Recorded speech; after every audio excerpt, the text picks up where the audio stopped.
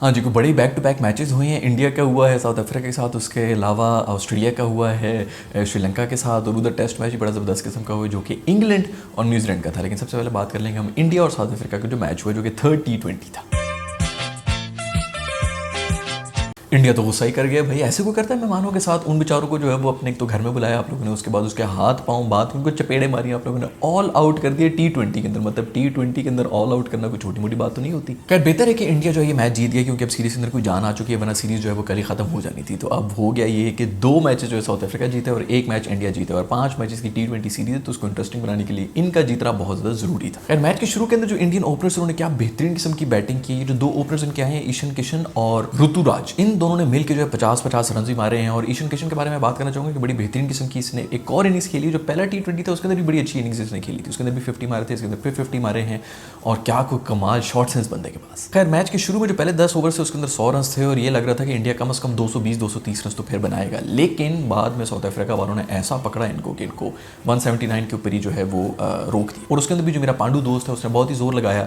शुरू में बहुत ही ज़्यादा स्ट्रगल कर रहा था, कोई बॉल्स की जो मिडल हो नहीं रही थी और एजेस के ऊपर चौके लग रहे थे, जो भी लग रहे थे। लेकिन आखिरी ओवर के अंदर 10-12 रन बनाकर स्कोर को जो थोड़ा सा डिसेंट तरीके से ले गया था। लेकिन उसके बाद जब साउथ अफ्रीका की बारी है, तो मुझे लग रहा है कि साउथ अफ्रीका ने जितना भी सारा जोर था ना, वो अपनी बॉलिंग करते हुए जो 10 ओवर्स रह गए थे उसके अंदर कुछ ज़्यादा ही जोर लगा लेते, क्योंकि जब वो बैटिंग में आए तो उनकी हालत बिगड़ी हुई थी, सांस उनका जो है वो उखड़ा हुआ था, उनसे बैटिंग ही नहीं हुई और पूरी के पूरे ऑल आउट हो गए। कोई चांस ही नहीं था उनका कि कहीं से भी। पहले मेरा ख्याल में 2-3 ओवर्स ही पता चल गया था कि भाई इस दफ़ा जो है साउथ अफ्रीका की कोई दाल निकलने लगी। खैर मज़ा आएगा इस सीरीज़ को देखने के लिए, क्योंकि मैच जो है वो अब 2-1 हो चुका है और मजीद 3 मैचेस इस वक्त बाकी हैं, तो देखना होगा कि कौन ये सीरीज़ जीतता है। सबसे ज़्यादा खुशी तो मेरे दोस्त पांट को ही होगी, जो फाइनली एक मैच अपनी कप्तानी के दौरान जीत चुका है।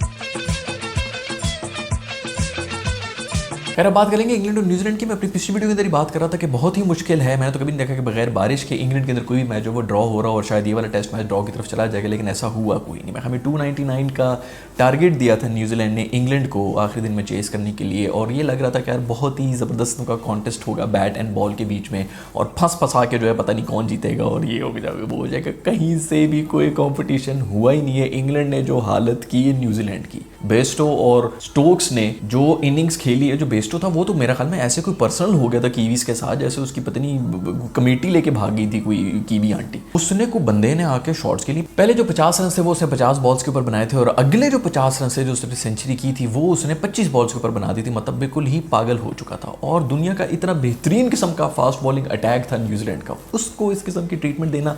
सारे के सारे जो बॉलर्स थे न्यूजीलैंड वाले के वो लिटरली बिल्कुल ही सकते में चले गए थे। उनको समझ नहीं आती हमारे साथ क्या हो रहा है, क्योंकि नॉर्मली अगर बॉलर जो है वो बैट्समैन पे चढ़ जाए ना, अगर एक टीम 50 के ऊपर भी कोलैप्स करके आउट हो जाए तो वो फिर भी रिकवर कर लेती। लेकिन ये जो उनके साथ ट्रीटमेंट हुई ना कि 11 के 11 खिलाड़ी बस खड़े होकर बॉलों को सिर्फ यूं ही देख रहे हैं कि बाउंड्री से ऊपर जा रही हैं, और टेस्ट मैच के अंदर ही सब कुछ हो रहा था। मैं कहता हूँ कमाल की सबकी इनिंग्स होगी। इंग्लैंड ने जो दिखाया है ना इसके अंदर, T20 से भी ऊपर चला गया था ये मैच। बेस्टो की जो ये सेंचुरी थी वो इंग्लैंड के लिए मेरे ख्याल में सेकंड सबसे फास्टेस्ट सेंचुरी भी थी, जो कि वैसे देखा जाए तो बॉल्स के हिसाब से इतनी ज़्यादा कोई नहीं लग रही होती, लेकिन फिर भी बड़ी बेहतरीन किस्म की इनिंग्स थी। और अब आपका ये सवाल भी ज़रूर होगा कि अगर ये सेकंड फास्टेस्ट है इंग्लैंड के लिए, तो दुनिया में इस वक्त फास्टेस्ट सेंचुरी किसकी होगी? तो वो मेरा दोस्त टुक टुक मिसबाह उल हक की है। तुम सबके मुँह के ऊपर जूता पड़ा है दोस्तों, जिसको टुक टुक कहते रहे। अगले ने जो है वो फास्टेस्ट सेंचुरी मारी हुई है टेस्ट के अंदर। बेचारा माहौल में ऐसे आता था कि वो खेल ही नहीं सकता था, इतना क्लीन हिटर था ना ये आदमी। लेकिन हमने जो है बस वो मीम कल्चर में होता है हमारा, तो पता होता है बस इसको पर्ची कह दो तो पर्ची कहते रहो, उसको टुक टुक मजा आ रहा है टुक टुक कहने का तो बस टुक टुक टुक टुक कहते रहो। सुनना नहीं है कि मैच की सिचुएशन क्या है क्या नहीं है।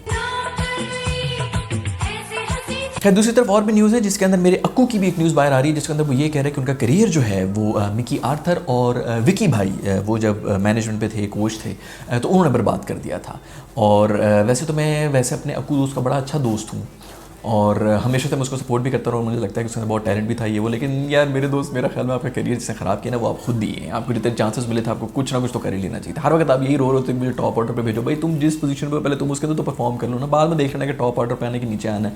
आप एक टीम के अंदर है, पूरी एक टीम मैनेजमेंट का जो डिसीजन होता है उसके लिहाज से वो देंगे। अभी ये तो नहीं कि टॉप ऑर्डर के जो बैट्समैन है उनकी जगह तुम्हें रख रहे हो, फिर मिडिल ऑर्डर में कोई है ही नहीं उनके पास। तो तुम्हें अगर फिनिशर रखा हुआ है, तुम्हें अगर एंड के अंदर रखा हुआ है, या जो भी बात है, तुम कम से कम उसके अंदर तो परफॉर्म करो।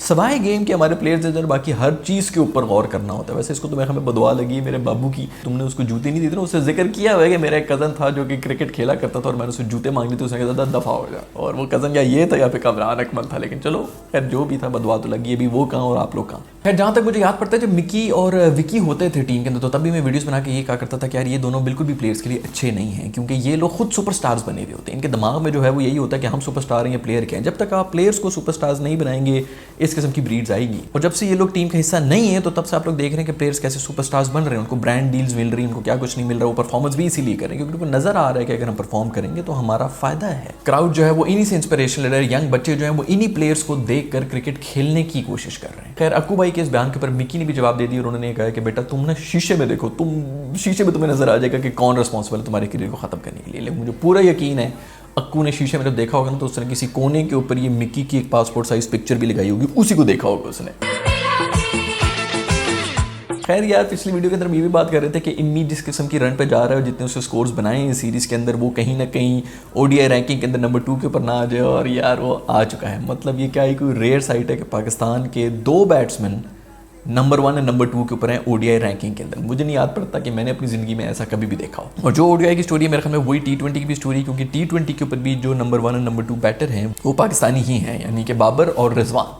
तो यही होता है जब आपकी टीम के अंदर कोई ऐसा बंदा आ रहा था जो कि रैंकिंग के अंदर टॉप के ऊपर जा रहा था, तो बाकी लोग जो इसका ड्रेसिंग रूम शेयर कर रहे होते हैं वो कह रहे होते हैं कि अगर ये कर सकते हैं तो हम भी तो कर सकते हैं। इसी से कॉन्फिडेंस जो है वो बढ़ता है और पूरी की पूरी टीम जो है वो उठती है। इस वजह से मुझे बाबर बहुत पसंद है, क्योंकि इससे जो है ना पूरा माइंड सेट चेंज किया है हमारी टीम का। खैर लंका और ऑस्ट्रेलिया का भी मैच हुआ था जिसके अंदर लंका ने 300 रन बना दिए थे ओडीआई के अंदर, जो कि एक बड़ा ही डिसेंट स्कोर है। और उसके बाद जब ऑस्ट्रेलिया चेस कर रहा था तो 150 के ऊपर उनके में हमें 4 या 5 आउट हो गए थे। हमें 170 180 के ऊपर 5 आउट हो चुके थे, तो मैच फंस चुका था। लेकिन यार ये ऑस्ट्रेलियन जो नई मशीन के बच्चे हैं, ये जब तक ऑल आउट नहीं होते ये रन रेट को भी काबू में रखते हैं और ये रन बनाते रहते हैं, रोटेट करते रहते हैं स्ट्राइक। वही हुआ, 8 आउट हो चुके थे ऑस्ट्रेलिया के जब उन्होंने चेस किया। लेकिन फिर भी मैच बहुत ही क्लोज था और मुझे ये अच्छा लग रहा है कि श्रीलंका की तरफ से फाइट बैक आ रही है और मैचेस जो है वो थोड़े इंटरेस्टिंग हो रहे हैं। खैर ये एक और ज़बरदस्त किस्म की वीडियो मुझे किसी ने भेजी है इंटरनेट के ऊपर, जिसके अंदर ये क्रिकेट हो रहा है पानी के अंदर।